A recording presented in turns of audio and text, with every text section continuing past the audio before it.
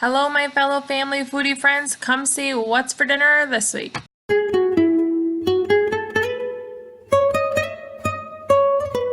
This dinner was requested by my 8-year-old, grilled cheese and Mrs. Grass's chicken noodle soup. So I made bacon to go on the grilled cheese just to elevate a super simple dinner. And I am now making my stack of bread. Every time I make a mass amount of grilled cheese, I butter my bread and make an entire stack so that assembly is easy. It's kind of like an assembly line, and my 8-year-old is making the soup. I tried to get Mrs. Grass's, but Walmart was out, so we got the Lipton. Still delicious. This is a pretty salty meal, so at the end of it, I was thinking we probably won't do this for quite a while, but I am putting cheddar cheese slices, bacon for whoever wants it, and almost everyone except for my husband likes to have pickle slices on their grilled cheese. I don't know if this is a normal thing or just something I grew up doing that's really odd, but my kids really like it, and a grilled cheese is not complete, in my opinion, without pickles on it.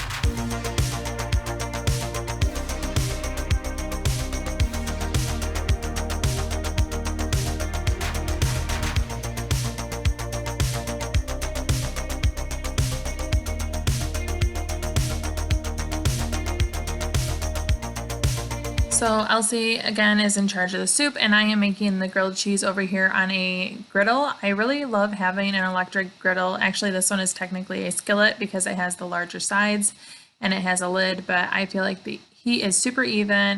I get a nice crisp on each side without burning my grilled cheese. And now I am just ladling all of our soups out, getting the final grilled cheeses done. I love having my kids pick a dinner and help with it because not only will everyone scarf it down, but they get a great sense of pride and accomplishment.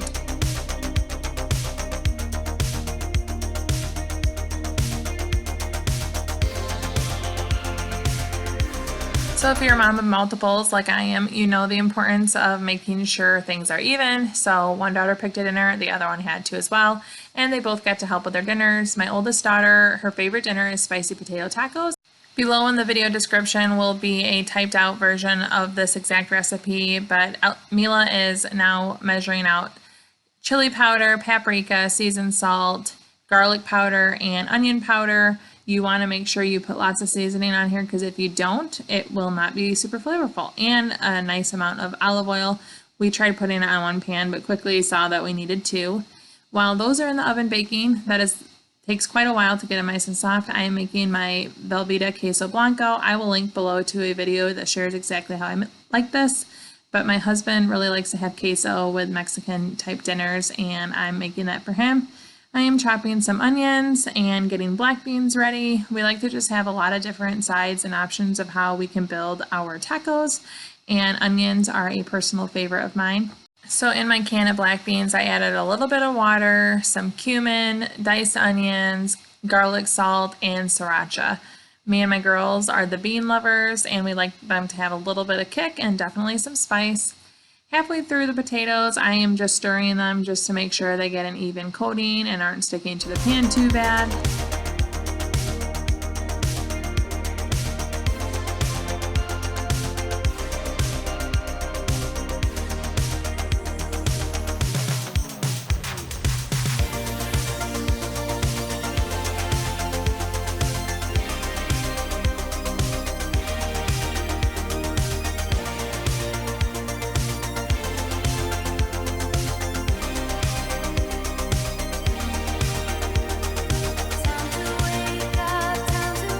Eventually, when everything's done, it's time to assemble. We heat our tortillas just on a warm pan, just flip them over really quickly, and we all assemble how we like. I like to have my black beans on the side, and then I'll scoop that with salsas, sour cream, and queso with some chips.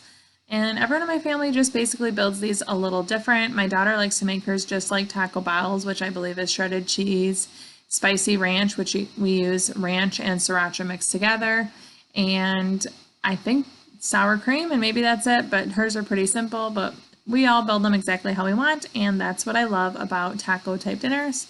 Everyone gets what they like.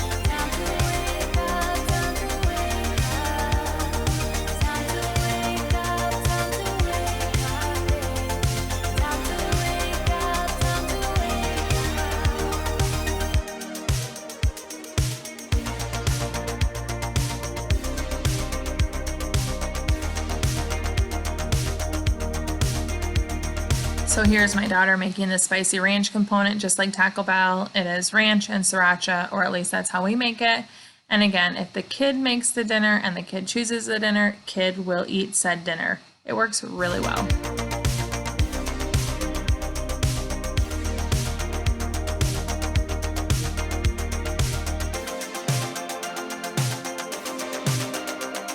This was my husband's requested dinner of the week, chicken a la king. This is something I've been making for years. I was laying in bed when I was nursing once, and I don't know about you, but if you ever nursed a child, I had nursing cravings way more than I had pregnancy cravings, and I wanted something super creamy and comforting. And chicken a la king popped in my head, which is funny because the only time I ever ate chicken a la king was when I was in elementary school, and I hated it when they served that for lunch.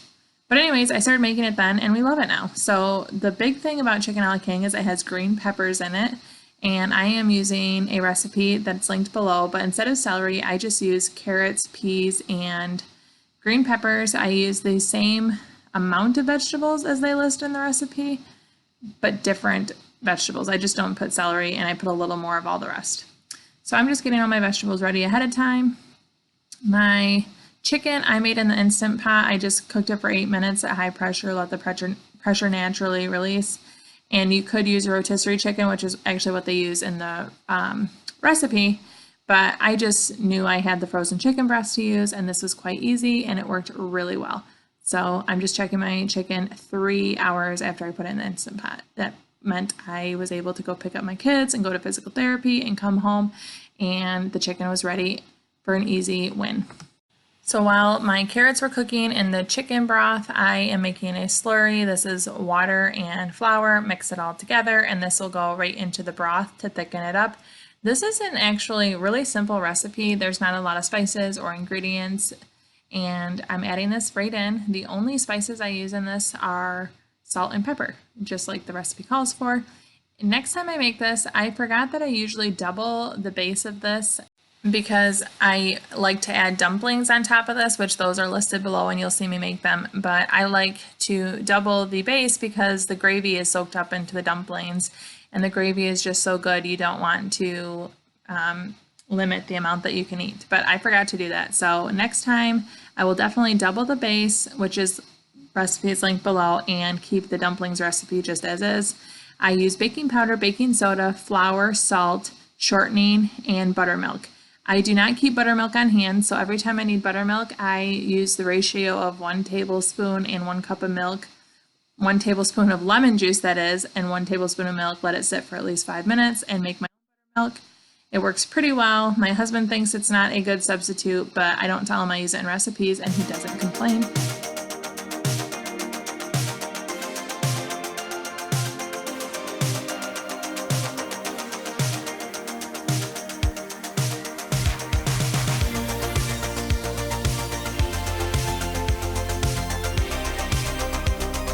I have added my frozen vegetables right before I add the dumplings because they do not take long to cook. So the carrots are already at this point boiled for quite a while and softened. I added my chicken already. I'm just adding some salt and pepper again.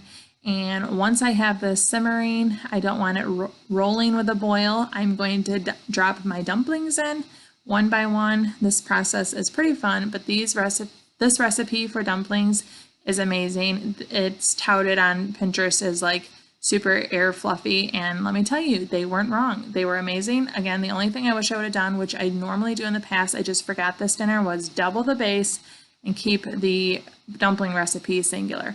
But they cook right in here. I put the lid on, I walk away after I get them nice and coated, and they're super delicious. I also make canned biscuits on the side because my kids are crazy and say they don't like to eat dumplings even though they won't try them. So I just have the biscuits on the side, and normally I keep some reserved for my daughter that doesn't eat chicken, but she had a Girl Scout dinner this night, so I could actually have chicken in the dinner. Woohoo!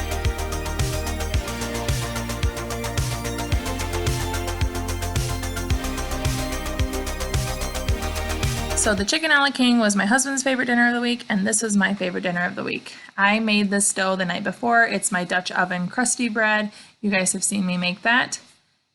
That will be linked below. And now I am pulsing my food processor to chop up some Parmesan This stuff comes in a hunk. You don't want to use the can because this recipe will not turn out as good, but my food processor was amazing.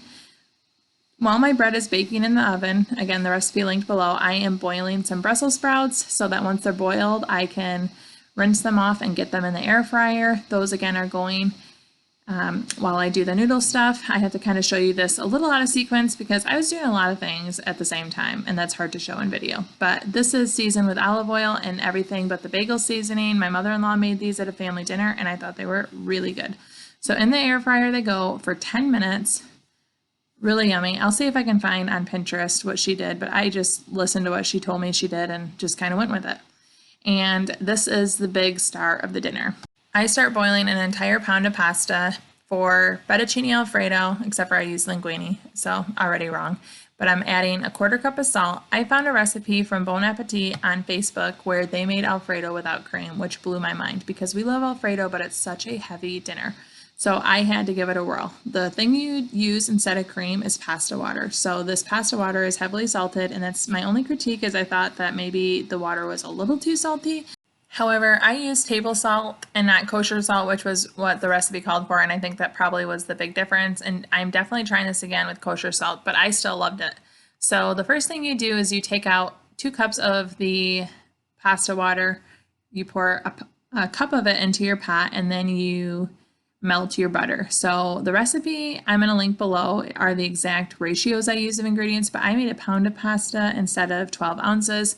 So I had to change it a little bit, but I would use the recipe link below and then you can convert it to whatever size you want.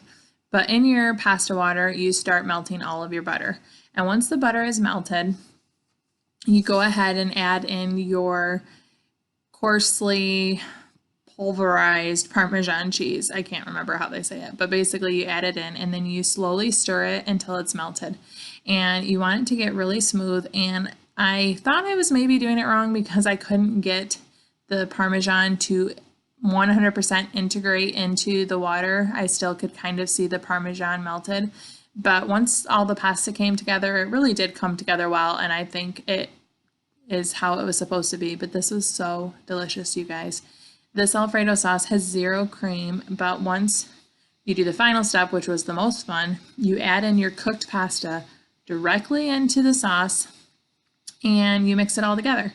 It was super delicious. It wasn't heavy. It was just delightful. And once we make like the re-Germaned Alfredo sauce that I love, which has a ton of cream, you just kind of feel like your gut is really heavy, but when you make this, it's not the same because yes, I still have the Parmesan and I still have a bunch of butter, but I have eliminated 100% the heavy cream. And I feel like it was amazing. And I'm super glad that I found the recipe. So again, it's linked below. It's from Bon Appetit. And this was my absolute favorite dinner of the week. My husband really loved it and he can see us making this kind of on a frequent basis. Next time I want to toss in some grilled chicken. His only critique was it was a little salty, and I, again, think it's because I used table salt instead of kosher salt. I had missed that when I was following the video that I was watching from Bon Appetit, but I 100% recommend if you like fettuccine Alfredo, you can see that big glob of Parmesan I needed to work in there. If you like fettuccine Alfredo, definitely give this a try, and I want to make it again with my homemade pasta too. So all in all, this is a lot of fun and it actually comes together really, really easily. The longest part for me was baking the bread, which has a few steps. It's very easy, but all of my recipes are linked below. To illustrate how good this was, my stomach was growling when I edited this video, not because I was hungry, but because I wanted to eat this again. It came together really well, and I will say that I like it 10 times more than I like the cream-based Alfredo. And according to the chef that was in the video I watched, that is the way it's supposed to be. Thank you so much for watching. If you're interested in what's for dinner type videos, I encourage you to check out some that I've made in the past, or you can check out my Vlogmas. Thank you so much for watching. Ciao down and ciao.